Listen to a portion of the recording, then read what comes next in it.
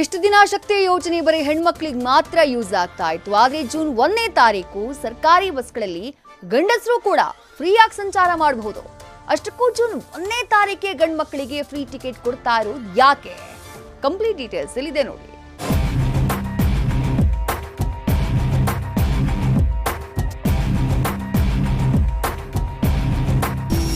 ಶಕ್ತಿ ಯೋಜನೆ ಬಂದಾಗಿಂದ ಸರ್ಕಾರಿ ಬಸ್ಗಳಂತೂ ಫುಲ್ಲು ರಶ್ಶು.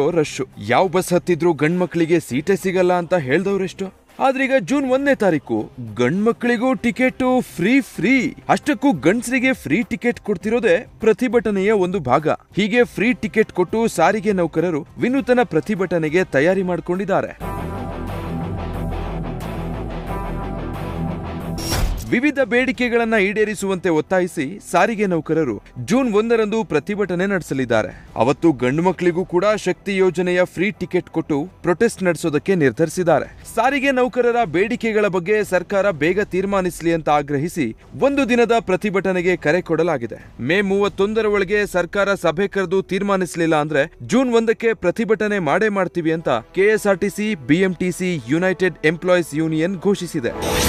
2024ರ ಜನವರಿಗೆ ಅನ್ವಯ ಆಗುವಂತೆ ವೇತನ ಪರಿಷ್ಕರಣೆ ಮಾಡಬೇಕು. ಜೊತೆಗೆ ಸಾರಿಗೆ ನೌಕರರ 38 ತಿಂಗಳ ಬಾಕಿ ಹಣವನ್ನ ಪಾವತಿಸಬೇಕು. ಅದಷ್ಟೇ ಅಲ್ಲ, 2020ರಿಂದ 21ರ ಪ್ರತಿಭಟನೆಯಲ್ಲಿ ಸಾರಿಗೆ ನೌಕರರ ಮೇಲೆ ಹಾಕಿರುವ ಕೇಸ್ನ ವಾಪಸ್ ಪಡಿಬೇಕು ಅಂತ ಬೇಡಿಕೆ ಇಡಲಾಗಿದೆ.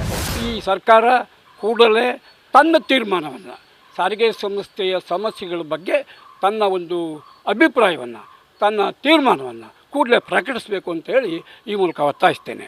31ರೊಳಗಾಗಿ ಅದಕ್ಕೆ ಸರಿಯಾದ ರಿಯಾಕ್ಷನ್ ಬರದೇ ಹೋದರೆ 1/6/25ರಂದು ರಾಜ್ಯದ ಎಲ್ಲ ಪುರುಷ ಪ್ರಯಾಣಿಕರಿಗೆ, ನಮ್ಮ ನೌಕರರು, ಅದೇ ನಿರ್ವಾಹಕರು, ಏನು ಮಹಿಳೆಯರು ಕೊಡಬೇಕಾದ ನಿಲ್ ಟಿಕೆಟ್ ಅಂತ ಏನಿದೆ ಅದನ್ನು ಕೊಡುವುದರ ಮೂಲಕ ಸಾರ್ವಜನಿಕರ ಮತ್ತು ಸರ್ಕಾರದ, ನಮ್ಮ ಸಂಘಟನೆಗಳ ಎಲ್ಲರ ಗಮನ ಸೆಳೆಯೋದಕ್ಕೆ ಬಯಸ್ತಾ ಇದ್ದೇವೆ.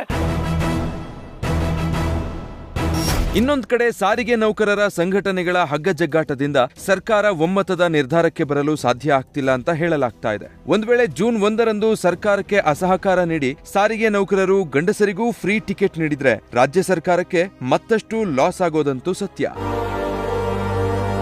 Bharat Krishnappa, news first, Bengaluru. News first ನಿರ್ಭೀತಿಯಿಂದ ನಿಮ್ಮ ಪರವಾಗಿ.